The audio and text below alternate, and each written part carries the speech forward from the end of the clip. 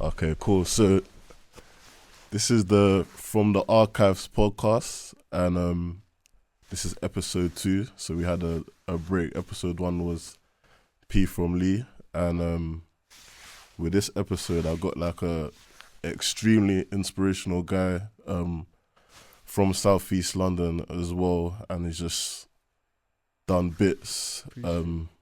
Yeah, I got Ibs from Guap. So like how I like to do the pod, I like to start from the beginning and kind of take it there. Mm-hmm.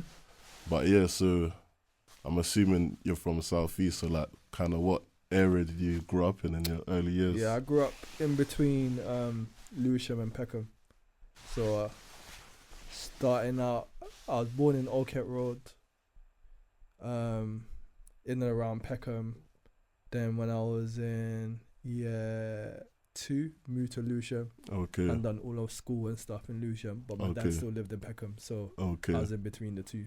Okay, Yeah. yeah. No, that's mad. I got a similar story, born in Elephant and Castle. Mm. And then, yeah, my dad was Peckham, and then I've basically grown up in Lewisham. Lewisham as well. What school and that did you go? I went to St. Dunstan's, Oh, St. Dunstan's. Yeah, Oh, yeah. sick. but I know you went Forest Hill. Forest Hill West, yeah.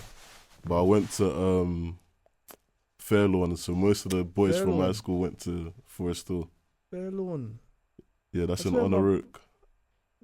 Yeah, Fairlawn. I know a couple of people that went Yeah. there. Yeah, Fairlawn. Yeah. So like all like Glody, Dijon. Yeah, the Glody, Dijon. yeah. That's what I was thinking. Yeah, Yeah, they all them went lot. there. Yeah, Dwayne. Dwayne. Yeah. Oh, bro. Yeah, That's wow. Small world. yeah. Glody lived opposite Fairlawn. Yeah. Yeah. Yeah. Yeah. That's mad. Yeah. Lived down the road. So I kind of wanted to ask, like, what would you say, like, were your earliest memories of like creativity or those kind of things when you were like a youngster, like in your primary school days? My earliest memory of creativity was like music, but the first memory that comes into my head, was me doing a talent show Okay. in primary school, Okay.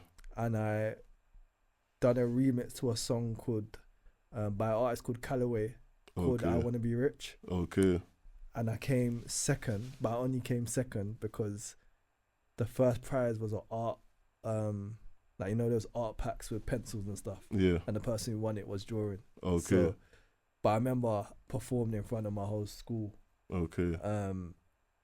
doing did, that remix. did you go to primary and Yeah, I went to first? Hazeltine, Okay. which is in like Lower Sydenham. Lower Sydenham. Yeah, Okay. yeah. So that's my first memory of actually like performing. Okay. But then my first memory of music was like every weekend.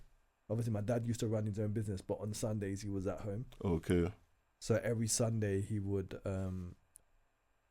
wake up the whole house Yeah. by blazing music. He had, Oh yeah, that's those, typical African those house. old school sets that have Yeah. like the tape recorder. Yeah. He had the whole set, Okay. and he had like loads of CDs, and he would just be sitting on the floor, just going through the CDs. But that would be basically be the whole house being Okay. woken up from that sound. So that was I'm sure that probably like 100%. you soak it in. All of 100%. that.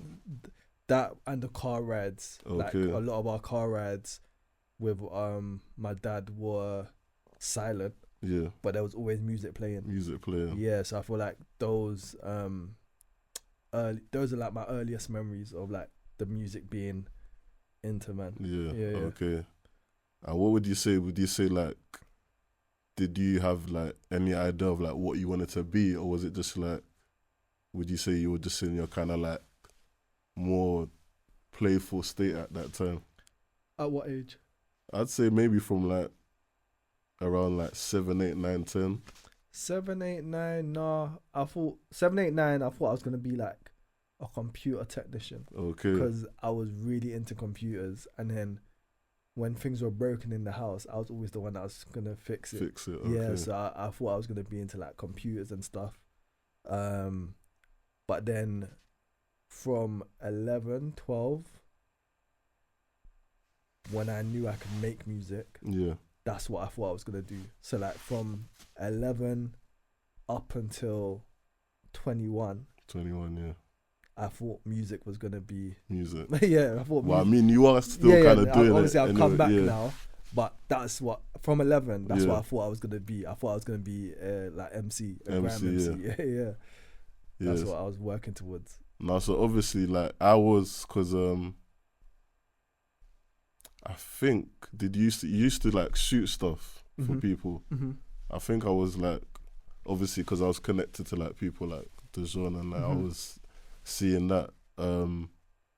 So would you say like in those years was like the shooting and the MCing, would you say was like 50-50, or would you say like I didn't really start shooting for people. I wasn't shooting people around them times. I had a studio in my house. Okay, So I had a couple people that come over to record, but I would like go to other ends. So like the trip I made today to West, that's the kind of thing I would be doing on a train to go to like another grime set or kind of thing. So I was doing that kind of like networking through music because I was just out here MCing. Now bare people do music. Yeah. Back in the day, there wasn't bare people doing music. That's like true. in Lewisham, the guys doing music were like, in our age group, were probably like myself, Young Ads, Kenny Allstar.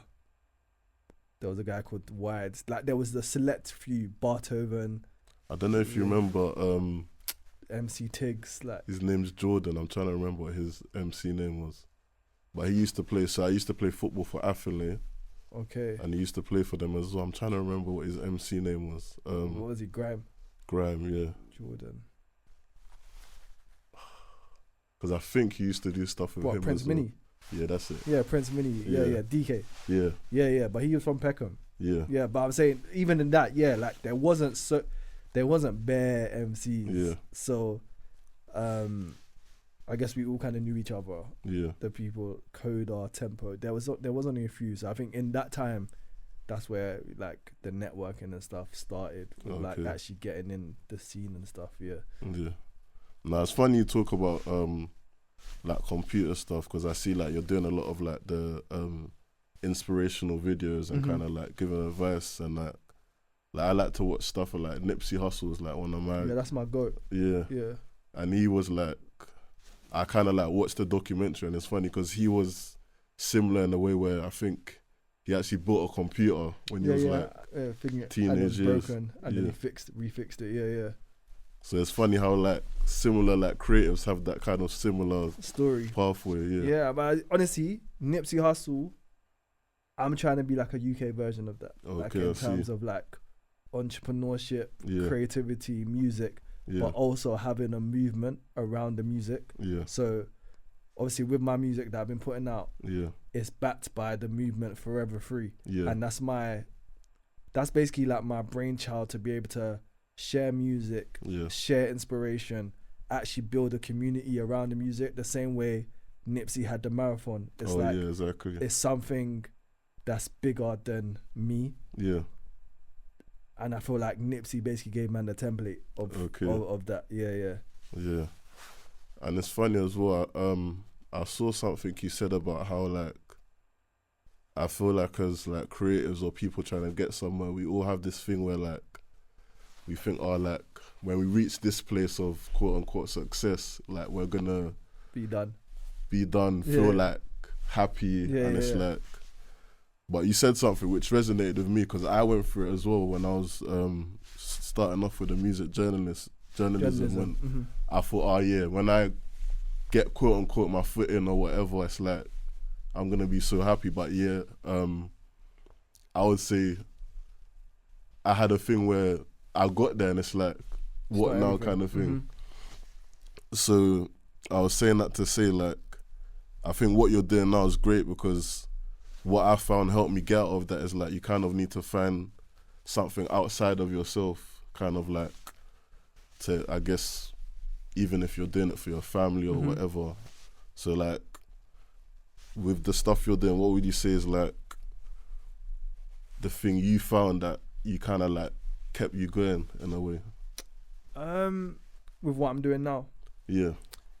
I feel like I know I haven't reached my full potential. Yeah.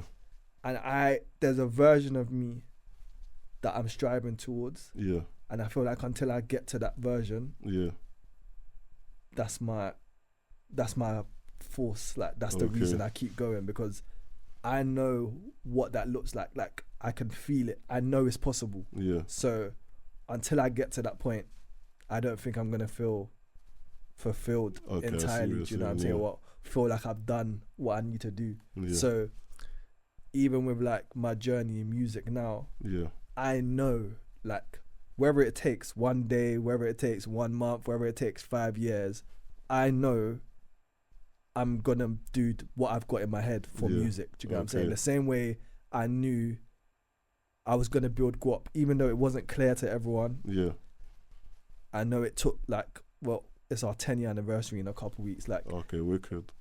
I know it's gonna work. So when I have a vision, I know that vision is gonna work. Why? Because I see the vision, but then I also do the work I need to do to make that happen. So until I get to that point, I'm not gonna stop. Basically, so that's my push. Okay, that's dope, man.